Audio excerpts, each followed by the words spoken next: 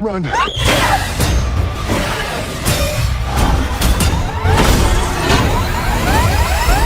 My name is Mills. Something alien.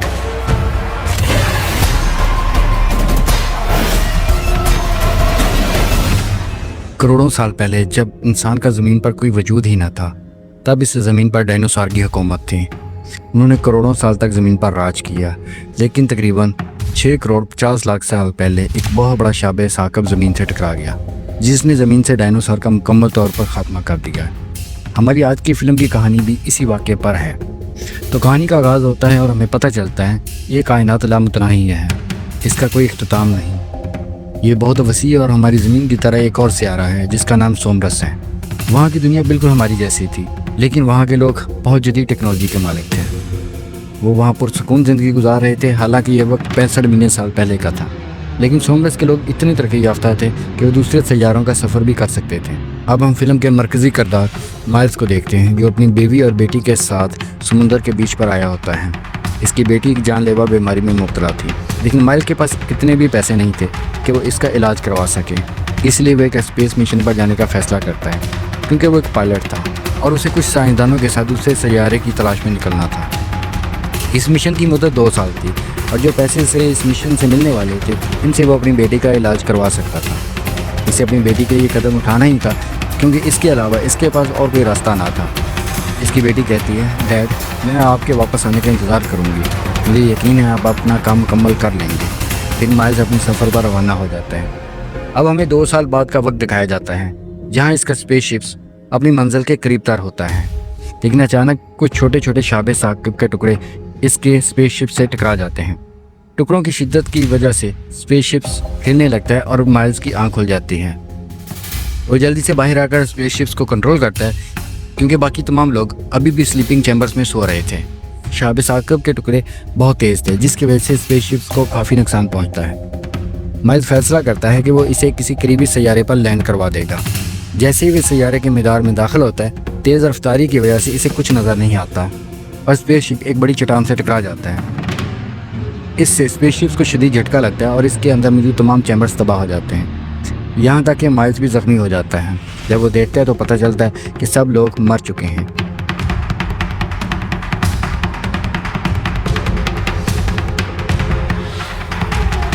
लेकिन खुशकिस्मती से ये सैयारा इंसानों के लिए मौजूद था। यहाँ पानी और खाने के लिए पत्ते और ऑक्सीजन मौजूद थी, मगर इसे ये अंदाज़ा नहीं था कि यहाँ ख़तरनाक मखलूक भी हो सकती है। असल में ये कोई और सैयारा नहीं, बल्कि आज से 65 मिलियन साल पहले की हमारी दुनिया थी, जहाँ सिर्फ ख़तरनाक डायनासोर्स का राज था। माइल्स अपने बेस को हालात से आगाह करता है। इसे याद आता है कि स्पेसशिप में 2 छोटे स्पेसशिप भी थे जो इमरजेंसी के लिए थे, लेकिन वो कहाँ गिरे ये इसे मालूम ना था। इसलिए माइल्स इन्हें ढूंढने का फैसला करता है। वो भूखा पैसा रहता है, एक बार तो खुदकुशी का भी इरादा कर लेता है, लेकिन अपनी बेटी की याद में रुक जाता है। कि फिर इसे एक सिग्नल मिलता है कि एक चैम्बर से आवाज़ आ रही है। जब वो वहाँ पहुँचता है तो देखता है एक छोटी बच्ची जिंदा है, जो इसकी बेटी की उम्र की थी। वो इसे बचाकर अपने साथ ले आता है और इसे पूछता है, तुम कौन हो, कहाँ से आई हो? लेकिन बच्ची एक ऐसी ज़ुबान बोलती है जो माइल्स को नहीं समझ आती। माइल्स को इसकी डायरी मिलती है, जिससे इसे मालूम होता है इस बच्ची का नाम कौवा है।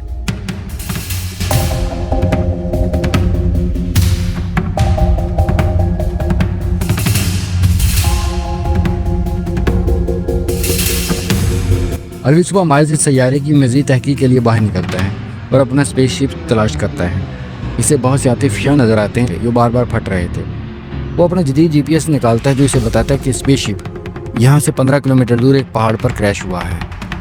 जैसे ही वो नीचे की तरफ झांकता है तो एक छोटा सा डायनासोर उस पर हमला कर देता है, लेकिन खुशकिस्मती से माइल्स के पास इलेक्ट्रिक गन होती है और वो इसे मारकर अपनी जान बचा लेता है। वापस बच्ची के पास आता है और इसे सब कुछ बताता है और कहता है, हमें जल्दी कुछ करना होगा। पुल के रास्ते को पार करके वहाँ पहुँचना होगा जहाँ में हमारी स्पेसशिप है, ताकि हम यहाँ से निकल सकें। माइल्स की बात सुनकर कौवा कहती है कि हम जिन चैम्बर्स में आए थे इनमें मेरे वालिदैन भी थे और इनके बगैर मैं कहीं नहीं जाऊँगी। लेकिन माइल्स जानता था कि सारे चैम्बर तबाह हो चुके हैं। बच्चे को ये ना बात बताते हुए इसे समझाने की कोशिश करता है, लेकिन कौवा इसकी बात सुनने को बिल्कुल तैयार ना था। इसलिए माइल्स इसे झूठ बोल देता है कि तुम्हारे वालिदैन भी इसी पहाड़ पर हैं, लिहाजा जल्दी हम मेरे साथ चलो, हमें वहाँ पहुँचना होगा। ये सुनकर कौवा मान जाती है और वो पूरी तैयारी के साथ अपनी मंजिल की तरफ रवाना हो जाते हैं। लेकिन जितना आसान ये सफ़र लग रहा था, इतना ही ख़तरनाक और मुश्किल से भरा हुआ था। क्योंकि इस वक्त न सिर्फ ज़मीन पर चलने वाले बल्कि उड़ने वाले डायनासोर्स भी मौजूद थे और न जाने कितनी अजीबोगरीब मखलूक़ात मौजूद थी जो किसी भी वक्त हमला कर सकती थी। अब वो दोनों छुप छुपाते एक खुले मैदान से गुजर कर जंगल में पहुंचते हैं जहां कुछ खौफनाक डायनासोर्स होते हैं जो इन्हें देख लेते और इन पर हमला कर देते हैं। अब माइल्स अपनी इलेक्ट्रिक गन निकालकर इन पर फायर करता है और कौवा को बचाता है। वो दोनों किसी तरह अपनी जान बचाकर आगे बढ़ते हैं। रास्ते में एक नदी मिलती है जहाँ वो थोड़ा सा आराम करते हैं और हाथ मुँह धोते हैं। माइल्स एक दरख्त पर चढ़कर अपना GPS निकालता है और देखता है कि इसका स्पेसशिप कितनी दूर रह गया है।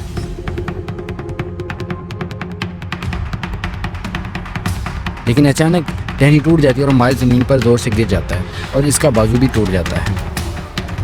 टहनी के गिरने की आवाज़ से कुछ और खौफनाक डायनासोर आ जाते हैं और जैसे ही वो माइल्स पर हमला करने वाले होते हैं माइल्स के पास कुछ बम होते हैं जिन्हें वो इन पर फेंकते और यूं बच निकलते हैं। कौवा अभी एक दरख्त के पीछे छुप जाती है लेकिन जल्द ही से एहसास होता है कि वो गलत जगह पर आ गई है क्योंकि ये उड़ने वाले क्रीचर्स का ठिकाना था।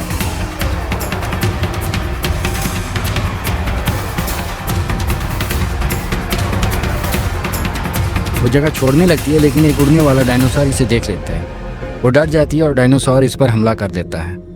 वो इसके कपड़े को पकड़कर कौवा को खींचने लगता है लेकिन माइल्स ये सब कुछ देख लेता है। वो डायनासोर का पीछा करके इसे मार देता है और कौवा को बचा लेता है। माइल्स को कौवा में अपनी बेटी की झलक नजर आती थी जिसे वो 2 साल पहले अपने सैयारे पर छोड़ कर आया था। अब रात हो चुकी होती है और रात को सफ़र करना इंतहाई खतरनाक था, इसलिए वे गार में रात गुजारने का फैसला करते हैं।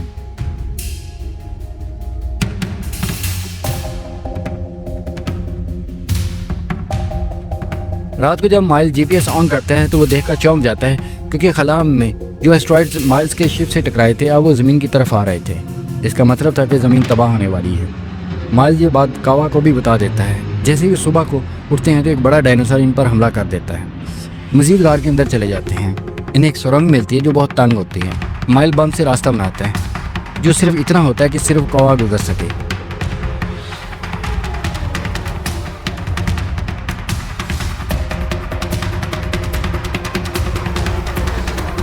कौवा निकल जाती है लेकिन माइल्स अंदर रह जाता है।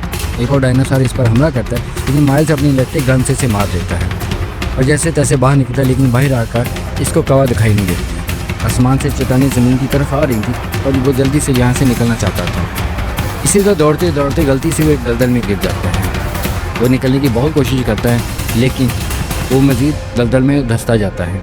कौवा को भी आवाज़ें देता है और जब वो डूबने ही वाला होता है कि कौवा आ जाती है और इसकी मदद करती है। वो दरख्त के एक टहनी माइल्स की तरफ बढ़ाती है जिसे पकड़कर वो बाहर आ जाता है। माइल इसे गले लगा लेता है क्योंकि आज वो मरने ही वाला था लेकिन कौवा ने इसे बचा लिया। वो इसे बताता है कि ये सैयारा जल्दी ख़त्म होने वाला है इसलिए मैं फ़ौरन यहाँ से निकलना होगा। वो दोनों पूरी रात सफ़र करते हैं और स्पेसशिप तक पहुँच जाते हैं। खुशकिस्मती से स्पेसशिप्स को कोई नुकसान नहीं पहुँचाता। जैसे माइल्स स्पेसशिप स्टार्ट करते हैं कौवा बाहर आ जाती है और अपने वालिदैन को तलाश करने लगती है क्योंकि माइल ने कहा था कि वो इसी पहाड़ पर हैं। लेकिन जल्दी से सच मालूम हो जाता है कि माइल ने झूठ कहा था क्योंकि पहले हादसे में सब चैमर तबाह हो गए थे। कौवा के माँ बाप भी मारे जा चुके थे। माइल तसल्ली देने की कोशिश करता है लेकिन वो कौवा बहुत नाराज़ थे। माइल इसे सच बता देता है और माफ़ी भी मांगता है और कहता है कि मैंने ये सब कुछ तुम्हारी और अपनी जान बचाने के लिए किया है और अब हमें यहाँ से जल्दी से निकलना होगा क्योंकि ये सैयारा ख़त्म होने वाला है।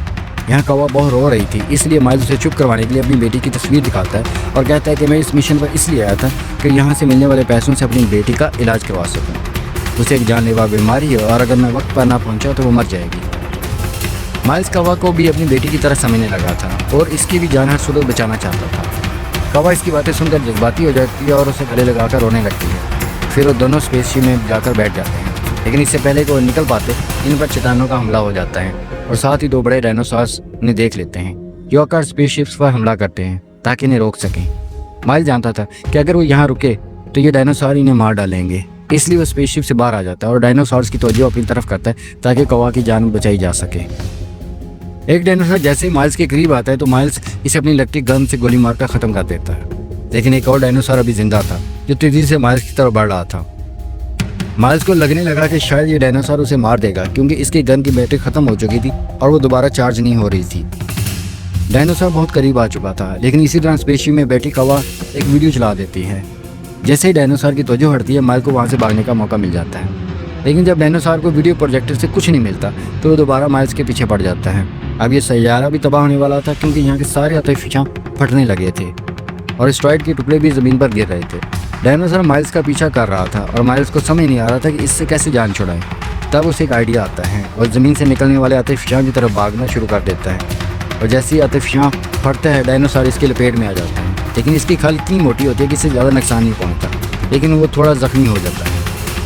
अब डायनासोर और ज़्यादा गुस्से में आ जाता है और माइल्स को मारने के लिए इसकी तरफ बढ़ने लगता है। माइल्स भी मौत को गले लगाने वाला होता है क्योंकि इसके पीछे हटने की कोई जगह नहीं थी। वो इसे मारने वाला होता है कि अचानक हवा फिर आ जाती है और एक लकड़ी को डायनासोर की आंख में घुसा देती है। अब क्योंकि डायनासोर को कुछ नज़र नहीं आ रहा था वो एक बड़े आतिफिशां के करीब आ जाता है और जैसे ही वो फटता है इसमें मौजूद तेजाब और लावा डायनासोर को अपनी लपेट में ले लेता है और इसे जलाकर राख कर देता है। इस तरह से वो मारा जाता है और माइल्स की जान बच जाती है।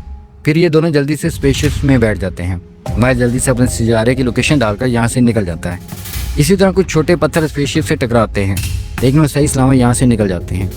फिर एक बड़ा एस्टेरॉयड ज़मीन पर गिरता है और ज़मीन पर मौजूद हर चीज़ को तबाह कर देता है और इस तरह से डायनासोर का ज़मीन से ख़त्म हो जाता है। और ये फिल्म यहीं पर ख़त्म हो जाती है। उम्मीद है आपको ये फिल्म पसंद आई होगी।